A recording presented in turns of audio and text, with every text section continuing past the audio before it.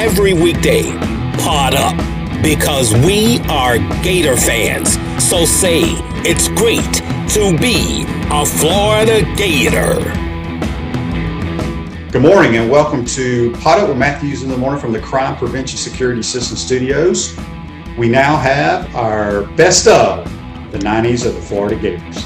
We'll be joined by Hall of Famer here at the University of Florida, Quezzy Green. We're joined by one of the greatest running backs of all time, Freddy T. Joined by James Batesy.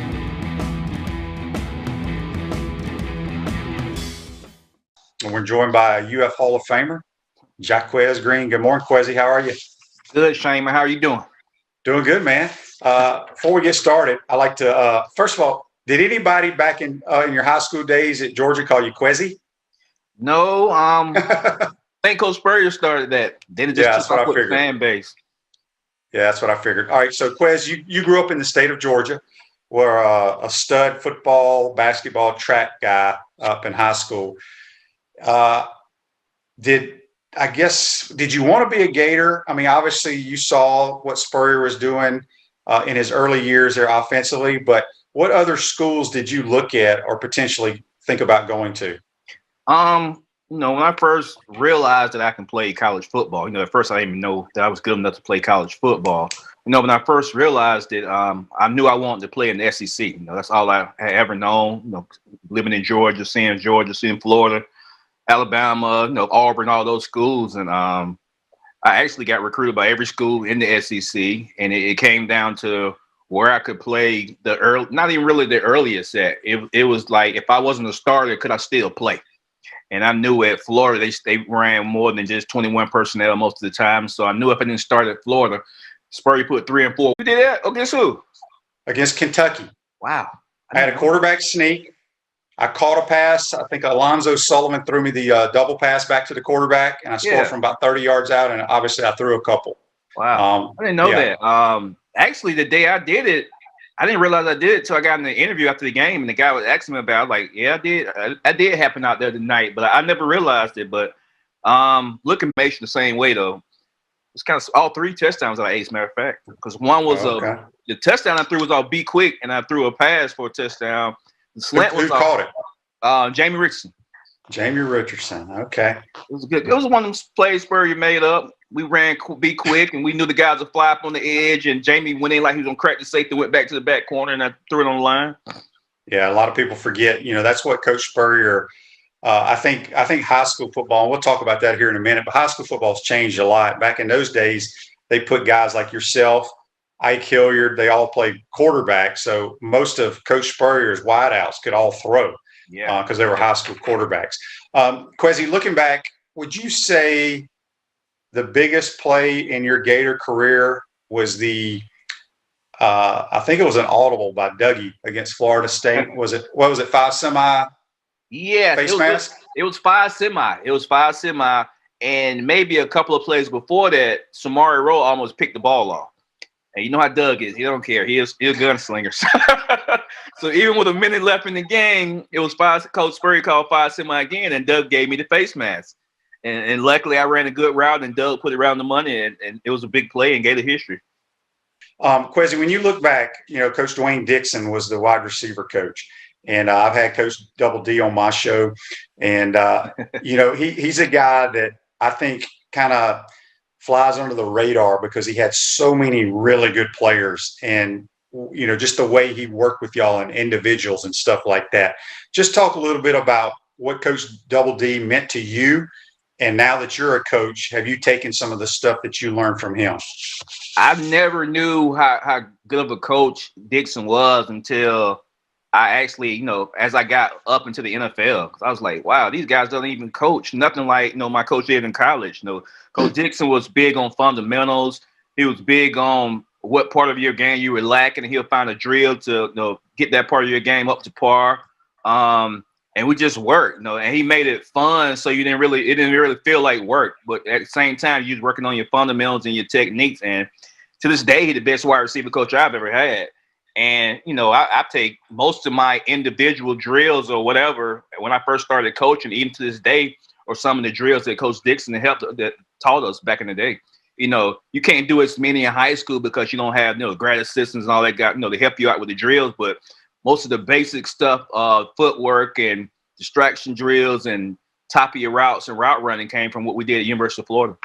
Yeah. How many times did Coach Dixon fall asleep in the meetings when you were there? He was always asleep. He'll pop up at the last second and try to act like he wasn't asleep. But we had fun though. I think that's what helped us, in the long run. Though we practiced hard, we played hard, but at the same time we had fun. Yeah, it was hilarious. Coach Dixon, you back there sleeping? Quezzy, you follow college football a lot, and I like to ask guys this all the time. The 95 team was outstanding, obviously got demolished against Nebraska. The 96 team wins the national title. You've seen the 06 and the 08 teams under Urban. Which team would Quezzy Green take? I'll take the 96 team. I don't think anybody could stop us, period. I don't care what defense, especially in college. Nobody could stop us in 96. And our 96 defense was pretty good. I think that's when Coach Stoops had just got there, and we was doing a lot of pressure looks on defense. We was bringing pressure. We was playing man-to-man, and we had really evolved on, defensively around that time. So out of all the teams, I'd probably take that team because I don't think any of those defenses would stop our offense. Yeah, I'm with you. I still lean towards the 96 team myself. Quez, you were inducted into the University of Florida Athletic Hall of Fame, I believe, in 2017. What was that feeling like? I enjoyed it. The reason why I enjoyed it more so than usual was the fact that when you get in our Hall of Fame, you competing against some of the best athletes in all of sports. You competing against the best swimmers, the best tennis players, the best track and field athletes in all of college sports. So we're not a school. We're not like a one-trick pony school. You just got a good football program or you just got a good basketball program. And matter of fact, I went in with Joakim Noah and those guys that came in that won the back-to-back championships in basketball. So it was a big deal for me, just because of the University of Florida and all the great athletes that we have at the university. Yeah. I wanted to ask you, too, you're a punt returner and also, as we know, a kickoff returner. You like returning punts and kickoffs more than you do? Like, would you rather return a punt for a touchdown or catch a deep post for a touchdown? Probably a punt, because a punt is more so. You got help, you got guys blocking, but a punt is more so just your vision and your innate ability to make guys miss an open space. You can always draw up a good pass play and get somebody open, but I always enjoyed punts. I never even liked kickoffs. They'd always put me back there at the beginning of every season for whatever team I played for. But I like punts. Because with punts, I can see when the guy comes free. With kickoff, you just have to hit it and hope nobody comes free. So I just always enjoyed punts. And matter of fact, that's been the way that I've got on the field in each level of football I ever played. In high school, I was a backup. I started returning punts, so I started earning playing time at receiver. At UF, I started doing a good job at punts, so I started getting more, chance to catch the ball at receiver. And in the NFL, my first job was returning punts before I became an actual starting receiver. So we got a text here on the Titan Mark text line. It's from Jonathan. Jonathan wants to know, Jaquez, was there one college defensive back that you did not enjoy playing against? Oh, not really. No. I felt I was prepared. When Coach Stoops came to UF, we played so much man-to-man that I got so much practice at that in practice every day. Fred Weir and Elijah and Tony George, all we saw was man-to-man. So, when we got a chance to see it in the real games, it wasn't that big of a deal to us. And I also was fortunate. I played against some good corners. I think Terry Fair was a first rounder from Tennessee. Corey Chavis was a second rounder from Vanderbilt. Samari Rowe was the second round to FSU.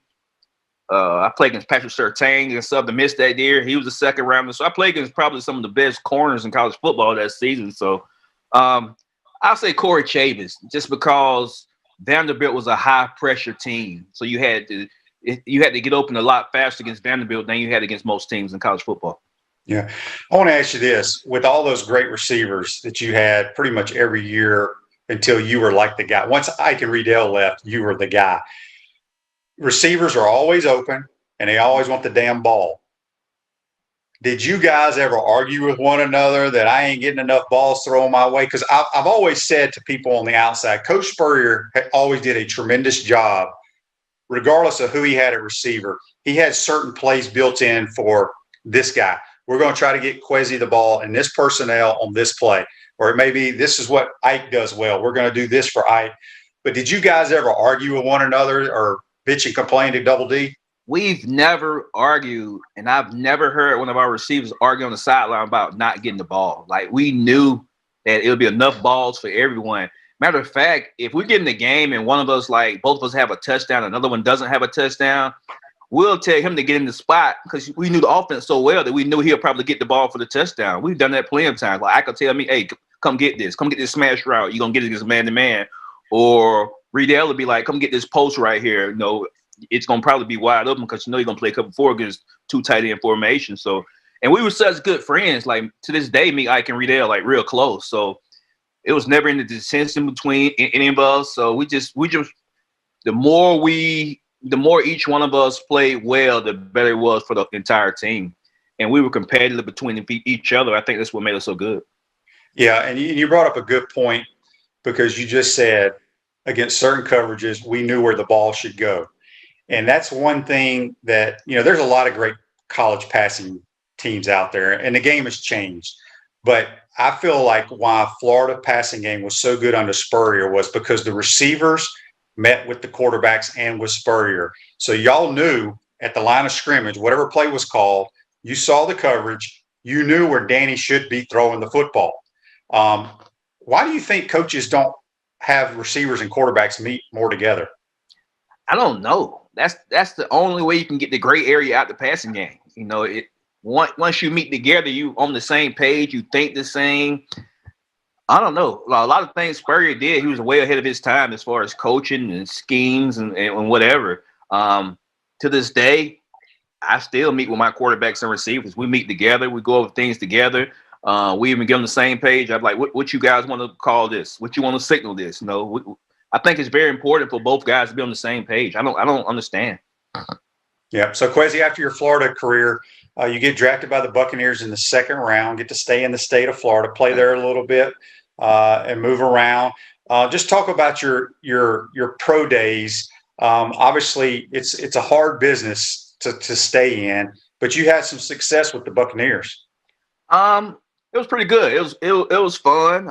We won a lot of games. I had some great teammates in Tampa also. Like, I had some really good dudes that I played with. Just funny though, when I first got drafted and I first got there, Riedel was like, man, they don't throw the ball here. So he's like, they don't throw the ball here. I'm like, wow, they don't. No, I didn't know. But no, as I got older, I realized that the pro game and the college game is just totally different. You know, It's just totally different in the way teams approach it. I thought it was different until I saw the Rams a couple of years later when I was in the pros. I'm like, they throwing the ball down the field like we did in college. Like, why we don't do that kind of stuff like that? But I played for Coach Dungy. He was a great guy, great head coach. We won a bunch of games. I was one game away from the Super Bowl one year. We played the Rams in the NFC Championship game. So I had a lot of success. I had a lot of fun. First year, I was basically a rookie. Second year, I caught 50-some balls. Third year, I caught 50-some balls. And I thought I was about to be a superstar eventually. But my fourth year in the league, I tore my growing up, and I was never the same. I didn't know my rights or whatever as an athlete back then. And I think the Bucks, when I was a free agent with a bad growing and tore them growing. That's when I signed with Washington. But I could never run again. Like, my groin was always sore. Every day at practice was always sore. I couldn't move like I wanted to. So after that, I didn't want to get into a point where I'm just signing with teams, trying to make teams, signing with teams, trying to make teams. So I decided to retire, and probably the best thing I could have did. I think I enjoy what I do now, and I have a lot of fun. I asked all the players that played for the HBC, you got to have a good story for us. Coach Spurrier. Oh, one time I had called. We had practice when I first got in Gainesville. I was so used to just running around, not drinking water most of the time, not drinking water. My mom always told me, you got to drink water. You're going to be out in the sun. You got to drink water. Okay, first summer, we was practicing. I caught some cramps, terrible cramps. So bad that the doctor had to come back to the, you know how you have the night meeting during training camp when everybody's left on you guys in the meeting room. So the doctor had to come back to see me that night because I had cramped up in the sports complex. But before he got there, I was laying on the floor and I just caught cramps in the meeting room, And I told Coach, told Riedel, I think, I said, pour some Gatorade on me. And Coach Beaird said, what? You want to pour Gatorade on you? You can't pour Gatorade on you down there, huh? You're not cramped that bad, are you?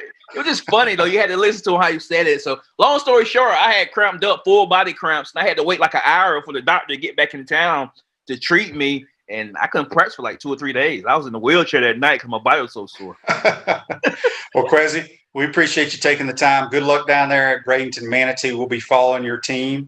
And I know the Gator Nation was glad to hear from you, my man. Appreciate it, Shane. Anytime.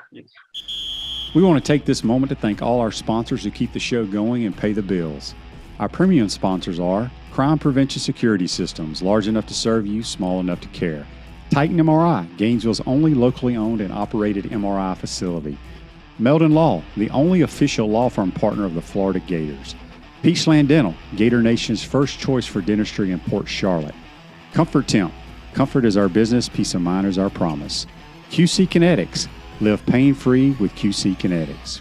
Our gridiron sponsors are Auto ER, UF Bookstores, Celebration Point Town Center, Chris Doring Mortgage, Silverback Concrete Co., Ruse Ogra State Farm Insurance, Doreen Weeby Realtor Caldwell Banker MM Parish.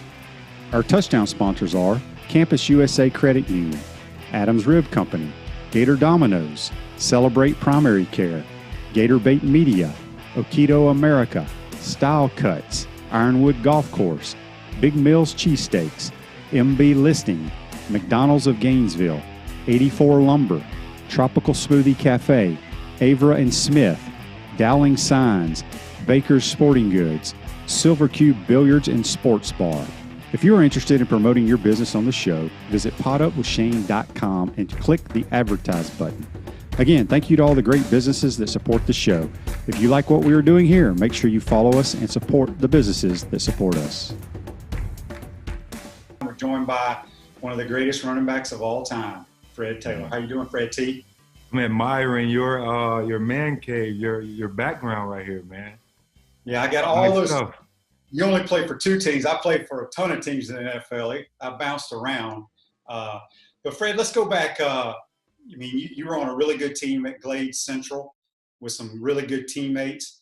I always ask all the former players when they come on here, were you definitely going to be a Florida Gator, or were you leaning towards going somewhere else? That's a great question, man, out the gate.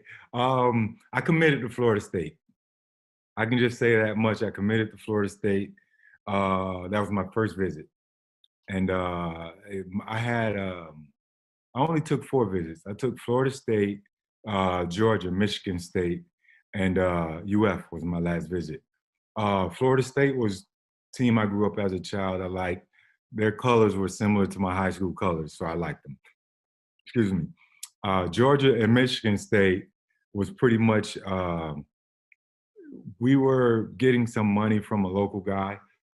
Excuse me. So it was sort of a favor to visit those schools. Never really wanted to go that far away from home. And then Florida was my last visit, but it felt like home. I had my grandmother's brother lived local at the time before he passed on.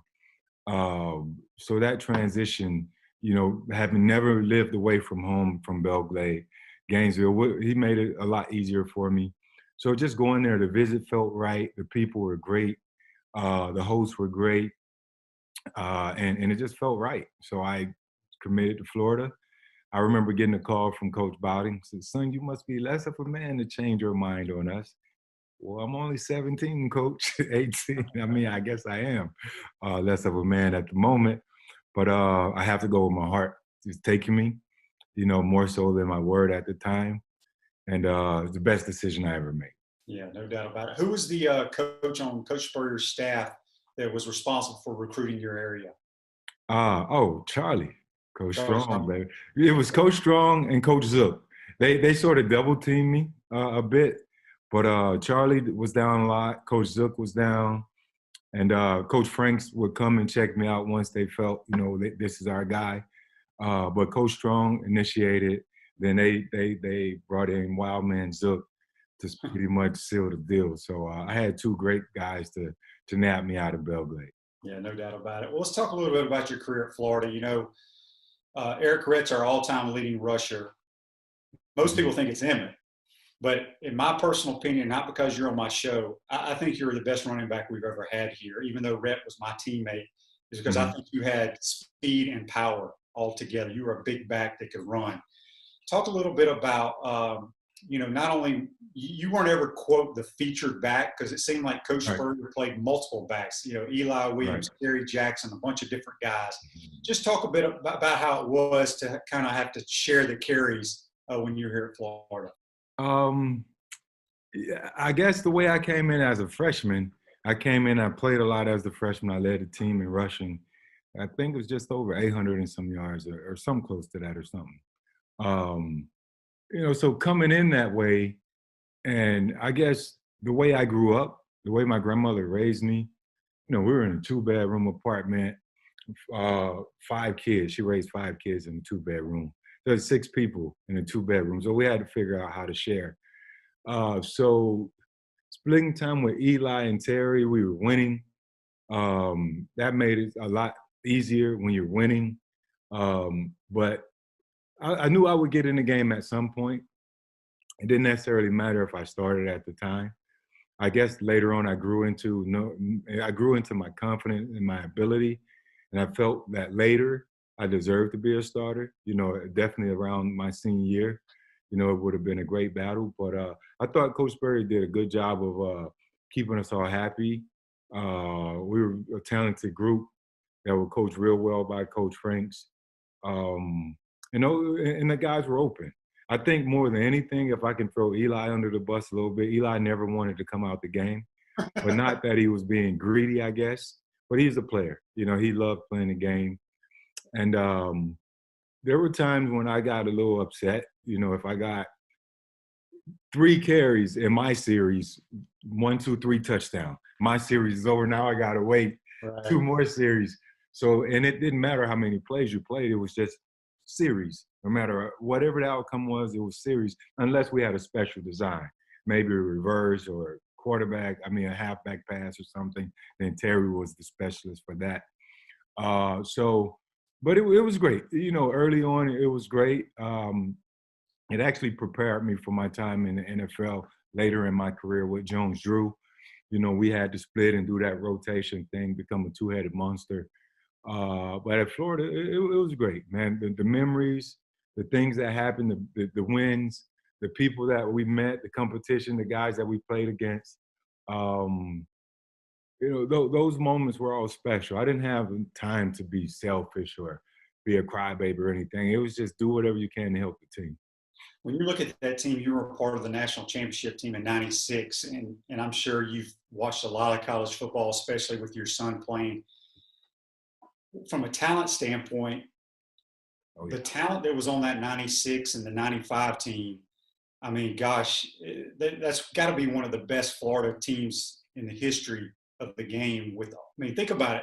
You, Eli, and Terry, all 3 of y'all played a long time in the NFL. You had all those dang receivers, Danny at quarterback, and then not even talking about everybody on the defense. That team was loaded, wasn't it?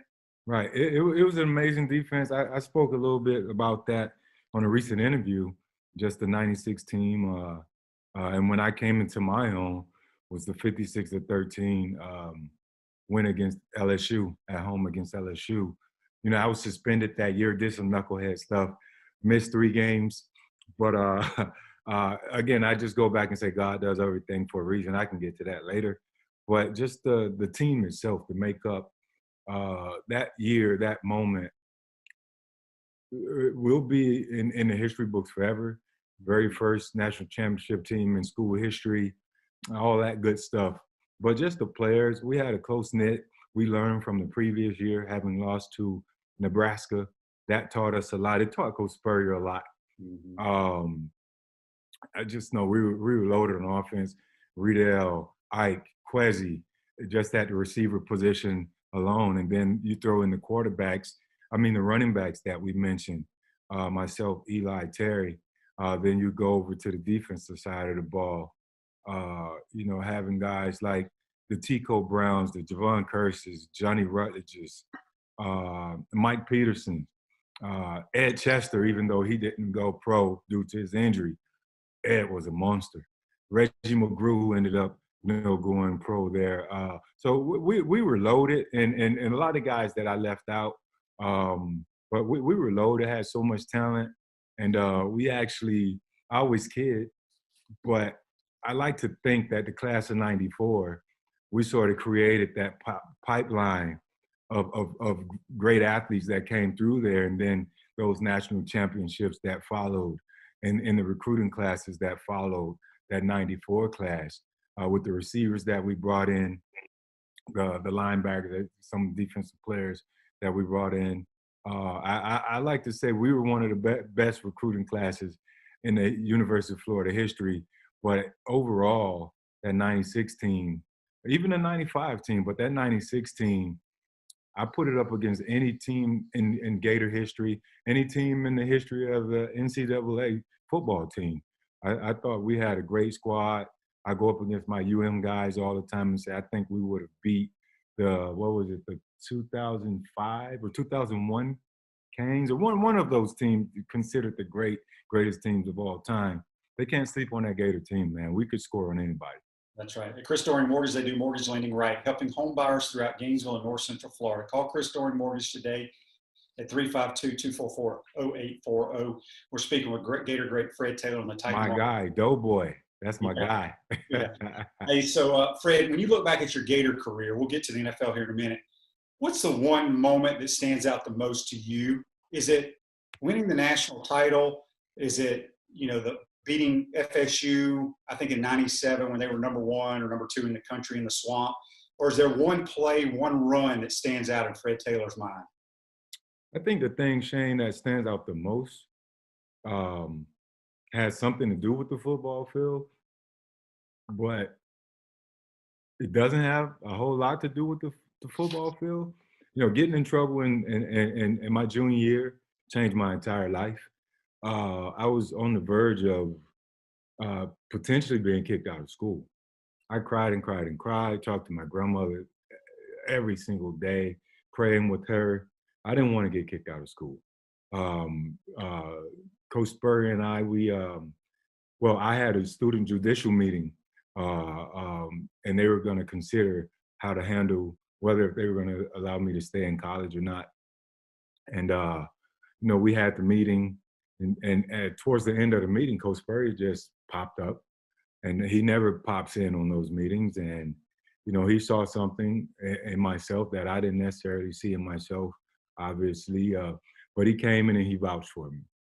Fred isn't that type of kid. He would never just, steal anything intentionally and all that other stuff. So I gained a lot more respect for him then, just as a person, aside from him being a great coach, but as a person and believing in me. So they ended up not kicking me out of school. Eventually they gave me 4 games, then they dropped it down to 3. So I missed 3 games that my junior year.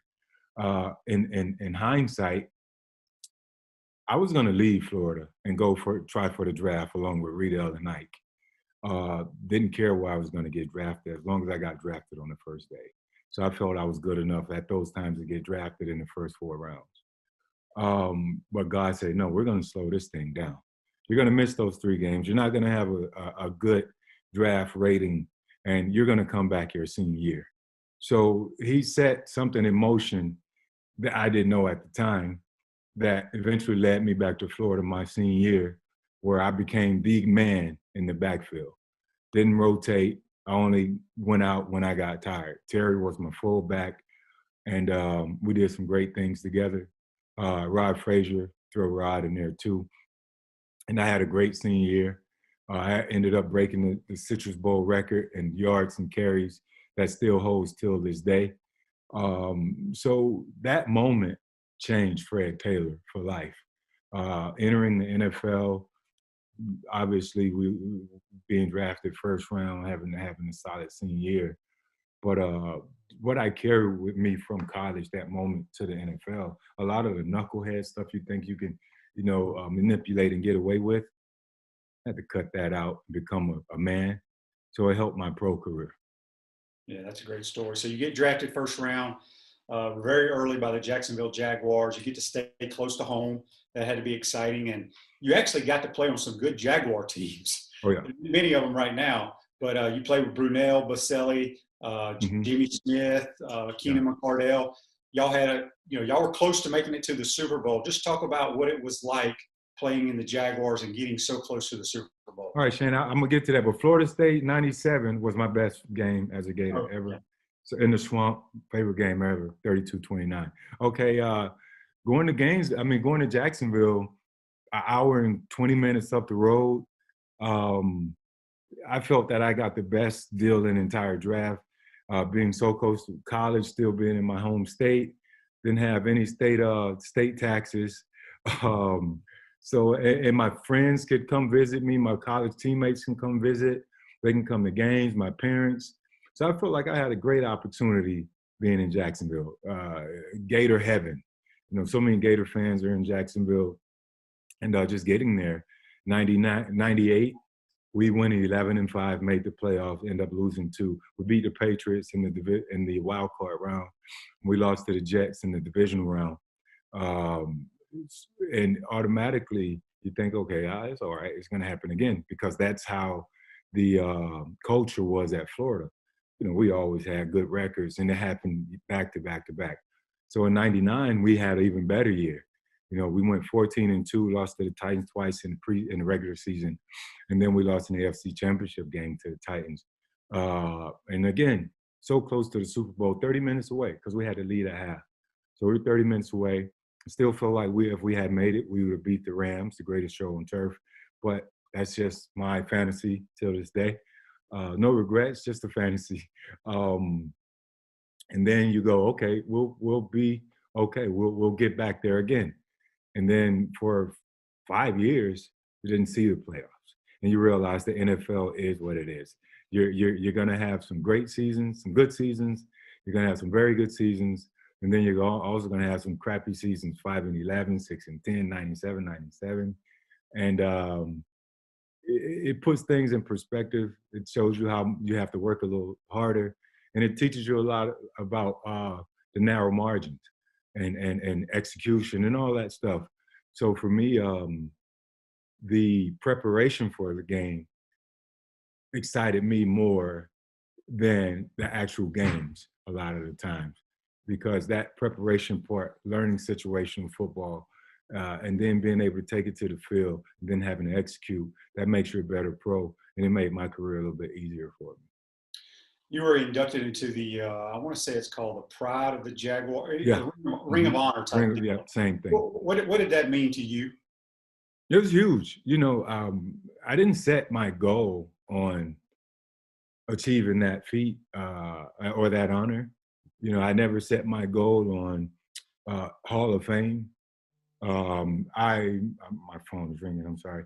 I mostly just wanted to play. I just wanted to play ball. I just want to get drafted so I can make some money for my family. And my initial mindset was to move back to Belgrade after 3 years. So shallow, didn't realize what life exposes you to. And I'm glad that didn't happen. And staying in Jacksonville, having those injuries, not leaving Jacksonville, not being able to make it to free agency due to my injuries and not wanting to test the water, I always felt like a bird in the hand was better than 2 in the bush. So for those reasons, I never signed anywhere else. And then Jacksonville became home at one point, and I didn't want to leave. And I wanted to, hopefully they would bring guys in to bring the city a ring. And it became my legacy. Ultimately, now my name will be in that stadium for as long as the Jaguars are an NFL team, as long as the stadium exists. It's a great honor. Great honor. Brought me to tears. That haven't gone back to retire a Jaguar. So it's Jaguars for life.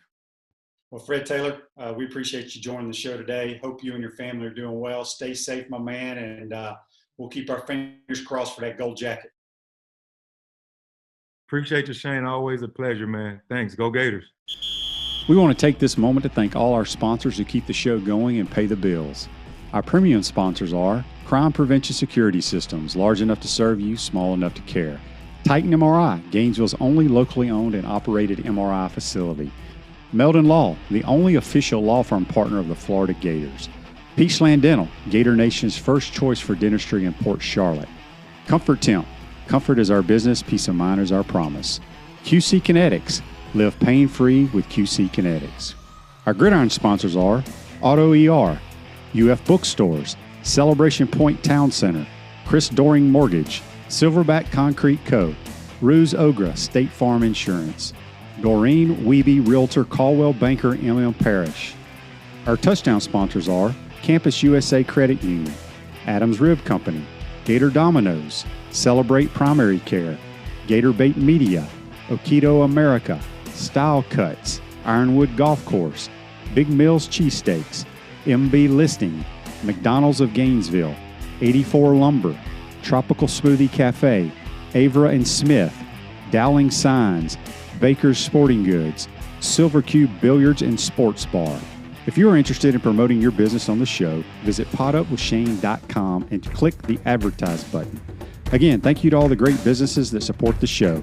If you like what we are doing here, make sure you follow us and support the businesses that support us. Good morning, 4-4. How are you? Good, Niner. Good. Thanks for having me on.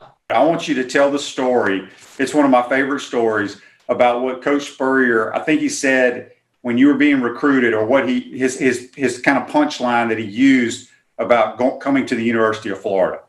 Yeah, and I tell Jeff Papel, Tim's a little bit different. Tim Walton, he goes out to California and gets him, so you got to use a little bit of a different line.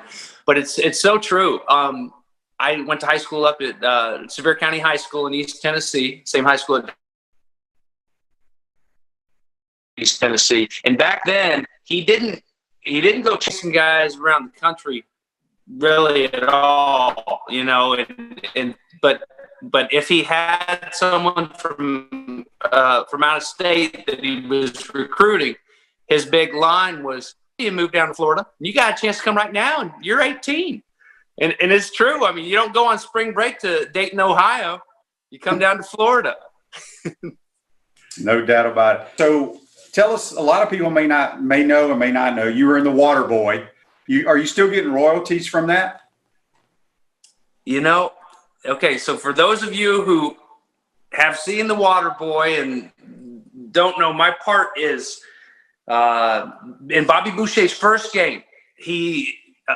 End of the game, he's playing linebacker. I'm playing offensive lineman for West Mississippi State. We break the huddle. I'm the right guard, and we come up to the line, and he says, best of luck, sir, with the upcoming play. And I say, yeah, I'll be playing with your mama tonight. And 62, and you don't talk about mama. So on the ensuing play, he intercepts the ball, and rather than running for a touchdown, he knows that if I have the ball, he can tackle me. So he's like, we're 62. There you are. And he throws it to me, and I say, thank you, and run for a touchdown. I'm celebrating. And he drop kicks me, and he stands over me and says, 62, I love my mama very much, and now you know that. So that little part right there, it's 20 plus years later. I got a residual check last month, about 3 weeks ago, for $120. Wow. Isn't that crazy? Well, I guess you can't go rent the movies anymore, like at Blockbuster or anything like that. So that's cutting into your income. Yeah, but it'll be on some pay-per-view in Europe, and it's just crazy that they can keep up with all of it too. And but I did little TV shows during that time and stuff, like Sheena, the Princess Warrior, and all that stuff. And I swear to you, Shane, I'll get residual checks from things like that are like 9 cents. It costs more to mail it than the check is worth, but they send them. That's funny. So we did a little Zoom call for a bunch of former teammates and friends of Danny Werfel for his last birthday. and you named one of your chickens after Danny. Yeah, you want to see him? Do we have time? Yeah, we got time. Walk out there. Let's check him out. Okay. You know, I was really worried because I didn't want to have to eat Danny Warfel. If the roosters they get really loud and mean, you know, I don't want to like put them away for nothing. And nobody, it's kind of hard to find people that want roosters because it's the same deal, and they can be so loud. But I like having them around. And Danny Warfel is the best behaved. He's very polite to the ladies in here, and it's just because I named him that, because I named another guy Uncle Baby Billy from the Righteous Gemstones. And come on, guys, come here.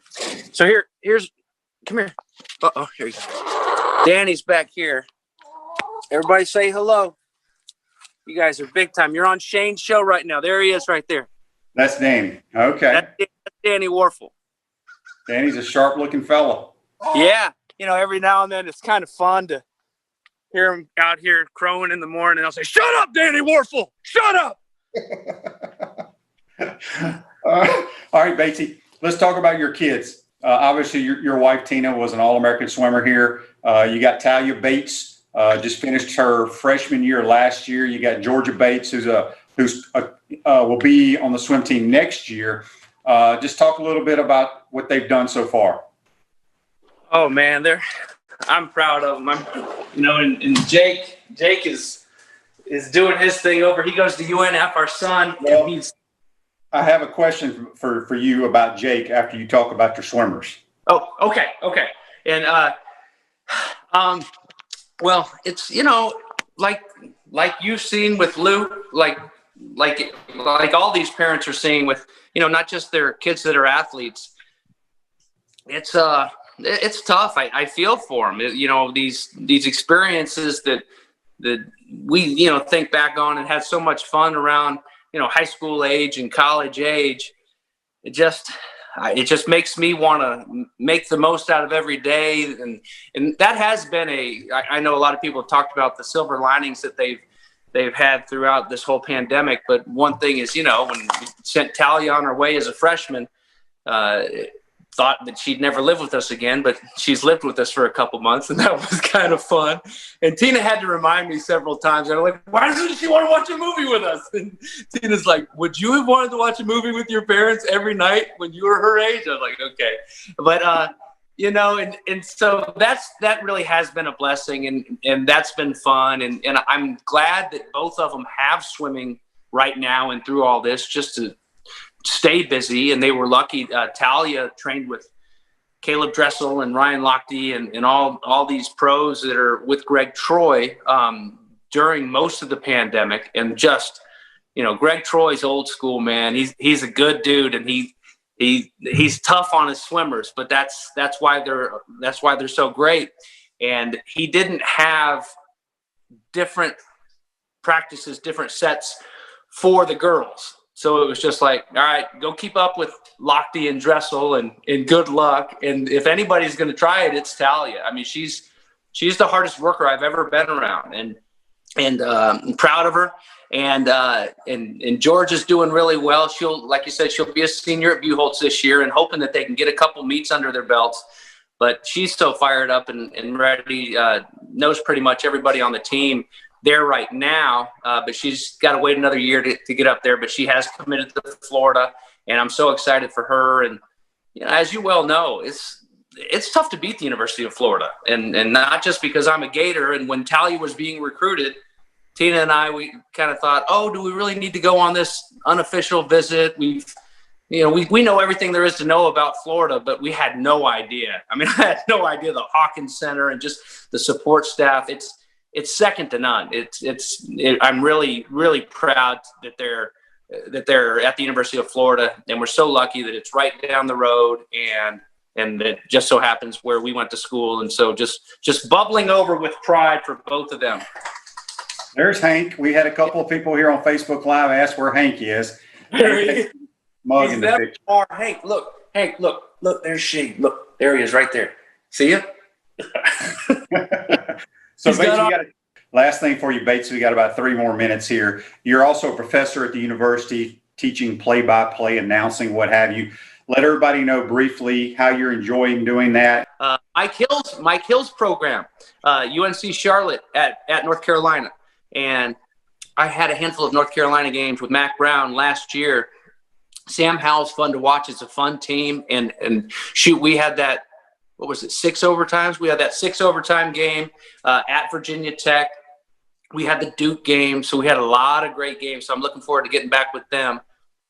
We will be in the press box, which I was surprised about. It's, North Carolina is one of those schools that was hitting the headlines there for a while. They sent everybody home when they started having some cases early. So I'm sure they're going to be extra careful. I haven't heard 100%, but I doubt they'll have many fans there in the stand. So it'll be interesting.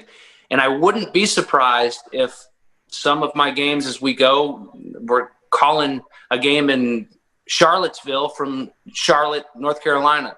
I think it'll kind of change with the school and with the state. And one thing that makes that it's interesting for me, but it's also a lot of these broadcasts, as you've seen, are starting to go remote even before COVID. So it's something that I guess that we all kind of need to learn. I don't love the idea of sitting there watching a monitor calling a game, because there's so many things on the peripheral that you communicate to the truck, therefore the people at home can see it. And that's one thing we talk about in my classes. Hey, you can only see it in the truck, and therefore at home on your TV what the cameras give you. And these camera people, they're locked in on their position, on what they're supposed to shoot. And if there's a coach over here talking up his offensive lineman who just missed the block, and he's down sitting next to him and no one else sees it, the camera people aren't always necessarily looking for that. So you can talk back, hey, get a shot of Coach so-and-so down there talking, get a shot of this, get a shot of that, give me a shot of this that I won't be able to see from a remote location. Nobody would be able to see that. So I'll miss that.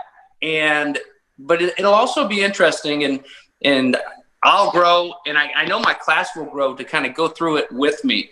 And I've really enjoyed that. This is my 8th semester over there, and gosh, when they called me up and asked if I would do it, I said, yeah, I'd love to do it, but I had no idea how much I would love to do it. I mean, I would do it for free. You hear that a lot, but I really would. I just love the energy that they give, and I love, it's fun to kind of to mess with them too, and to you keep your finger on the pulse of what's going on TikTok and the like, so I can impress Georgia.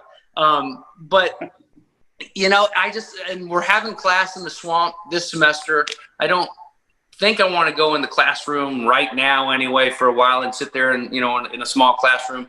And come to find out, the majority of my students, it's their only in-person class. So I'm glad we're doing it that way. And I just told them, like, look, we're going to sweat. We're going to be here in the stadium having class. We're going to sweat, but you know what? You're lucky that you can get out and enjoy. And when you're here, be here, and let's get better. Let's team up, and let's make each other better, get some good reps. And so far, so good. 1 class in the books, and they were awesome. All A's so far, all A's. Awesome. Well, Batesy, be less sucky today. We appreciate you joining the program. Be safe, and we'll be watching you next couple of weeks against Charlotte, North Carolina, my man. All right. Buckle up your shit, Shane. Have a great day. Up, baby. All that right. includes in the car as well, which could be even more important than covering kickoffs. All right, James Bates. Take care, my man. See you 4-4.